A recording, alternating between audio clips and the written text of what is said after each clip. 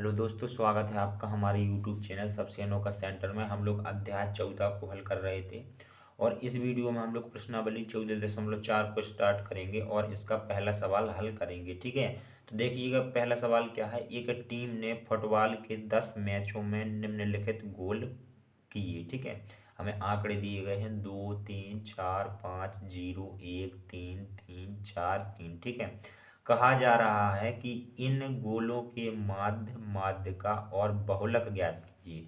हमें तीन चीजें निकालनी है, माध्य, माध्यिका और बहुलक। ठीक है, तो चलिएगा निकालते हैं। सबसे पहले तो जो हमें आंकड़े दिए होते हैं उन आंकड़ों को हम लोग आरोही क्रम में व्यवस्थित कर लेते हैं। ठीक है, तो यहाँ पर लिखते हैं आरोही क्रम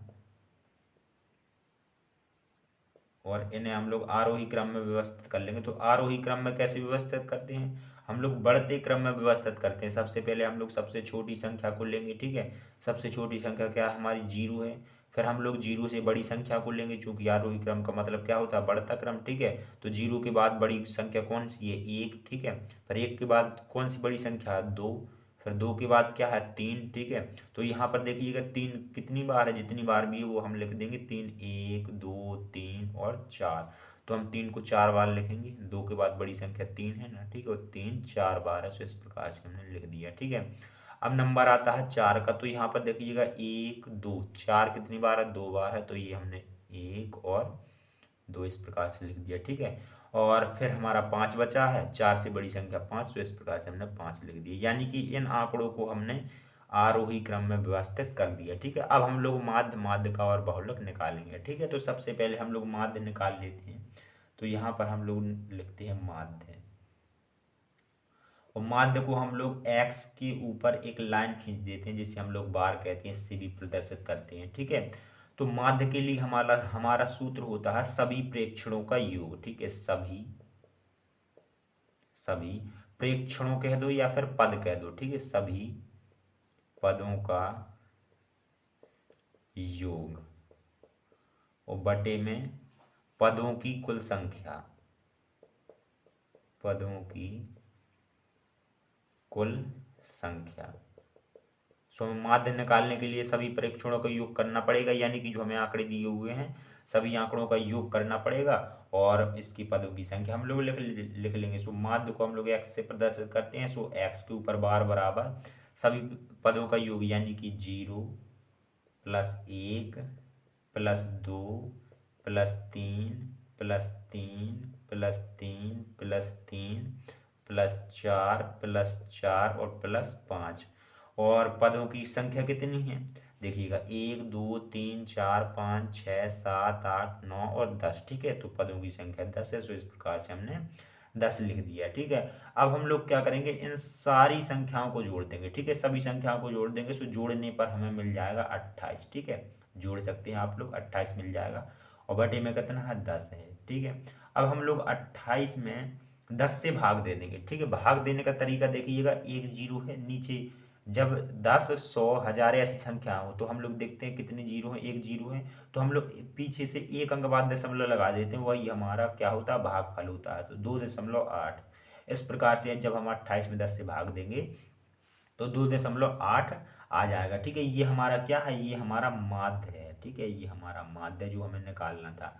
अब अब बारी आती है माध्यिका की। ठीक है, अब हम लोग माध्यिका निकाल लेते हैं। ठीक है, तो इसे हम लोग नंबर एक दे देते हैं। नंबर एक में हमने क्या निकाला, माध्य निकाला। ठीक है, अब हम लोग नंबर दो में माध्यिका निकाल लेते हैं। तो माध्यिका के लिए सबसे पहले हम लोग एन का मान ढूंढते हैं। एन का मान का मतलब है पदों की संख्या, जो कि अभी हमने गिनी भी थी। ठीक है, तो यहाँ पर लिखते हैं पदों की संख्या, पदों की संख्या। और पदों की संख्या को हम लोग स्मॉल एन से भी प्रदर्शित करते हैं। स्मॉल एन बराबर कितना दिया गया हमें, 10। ठीक है, अभी हमने गिना था एक दो तीन चार पाँच छः सात आठ नौ दस। ठीक है, 10। और 10 क्या है, 10 हमारी सम संख्या है। चूंकि 10 में 2 से भाग चला जाएगा, हम जानते हैं जिन जिन भी संख्या में 2 से भाग चला जाता है वो संख्या क्या होती है, हमारी सम संख्या होती है। तो ये है हमारी सम संख्या, यहाँ पर लिख देंगे सम। ठीक है, ये हमारी सम संख्या है। जब हमारी सम संख्या हो और हमें माध्यिका निकालनी हो तो हमारे पास में एक सूत्र होता है, जो कि हम यहाँ पर लिख रहे हैं, देखिएगा माध्यिका बराबर। तो माध्यिका बराबर हमारा सूत्र होता है एन बटे दो, एन बटे दो वा पद और प्लस n/2 प्लस 1 पद और इस पूरे के बटे में 2। ये हमारा सूत्र होता है जब कोई सम संख्या के लिए हमें माध्यिका निकालनी होती है। सो n/2वां पद प्लस n/2 प्लस 1वां पद और बटे में पूरे के बटे में 2। ठीक है, इस सूत्र में हम लोग मान रखेंगे और यहाँ से हम लोग माध्यिका निकाल लेंगे। तो यहाँ पर देखिएगा माध्यिका बराबर क्या आ जाएगा, माध्यिका बराबर n का मान हमारे पास में 10, तो 10/2 हो जाएगा और 10 में हम लोग 5 से 2 से भाग लगा देंगे। ठीक है, n का मान यहाँ पर रखेंगे, 10 है हमारे पास में, तो 10/2 और 2 से हम लोग 10 में भाग लगा देंगे तो कितना आ जाएगा, यहाँ पर आ जाएगा हमारा 5 आ जाएगा। ठीक है, एक बार हम लोग लिख लेते हैं, एक बार हम लोग 10/2 वां पद 2वां पद और प्लस n/2 यानी कि 10/2 प्लस 1 वां पद, इस प्रकार से लिख लिए और बटे में क्या हमारा 2 है। ठीक है, बटे में हमारा 2 है तो हमने 2 कर दिया। अब देखिएगा यहाँ पर हम लोग 10 में 2 से भाग लगा देंगे तो यहाँ पर 5 आ जाएगा, 5वां पद।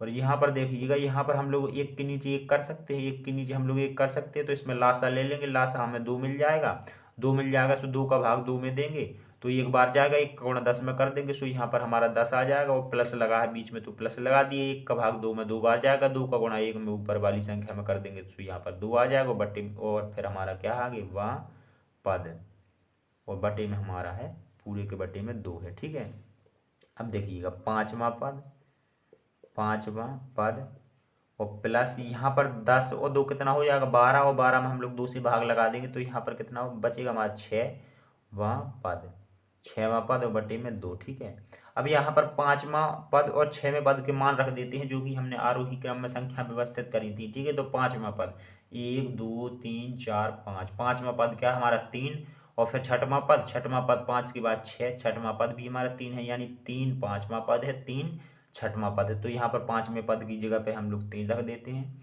6वें पद की जगह पे भी हम लोग 3 रख देते हैं और बटे में कितना हमारा 2 है। ठीक है, अब यहाँ पर 3 और 3 कितना हो जाएगा 6 हो जाएगा और बटे में कितना है 2 और हम लोग भाग लगा देंगे तो यहाँ पर आ जाएगा हमारा 3। ठीक है, तो माध्यिका कितनी निकल के आ गई हमारी 3 आ गई। ठीक है, इस प्रकार से। अब देखिएगा, अब हमें तीसरे नंबर में कितने क्या निकालना था, तीसरे नंबर में हमें बहुलक निकालना था। ठीक है, तो बहुलक निकालने के लिए हम लोग सबसे पहले क्या देखते हैं, सबसे पहले हम लोग आरोही क्रम में जो हमने आंकड़े व्यवस्थित करे थे वो हम लोग देखते हैं और देखते हैं इसमें सबसे ज़्यादा बार, सबसे अधिक बार कौन सी संख्या रिपीट हुई है, वही हमारी बहुलक बन जाती है। ठीक है, तो यहाँ पर देखिए 0 एक बार आया है, 1 एक बार आया है, 2 एक बार आया है और यहाँ पर 3 4 बार आया है और 4 2 बार आया है और 5 एक बार आया है, यानी सबसे अधिक बार कौन सी संख्या रिपीट हुई है, 3 हुई है। तो हमारा बहुलक कितना हो जाएगा 3 हो जाएगा। ठीक है, तो यहाँ पे लिख देंगे बहुलक बराबर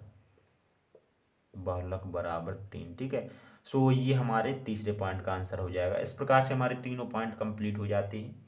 चलिए मिलते हैं अगली वीडियो में, धन्यवाद।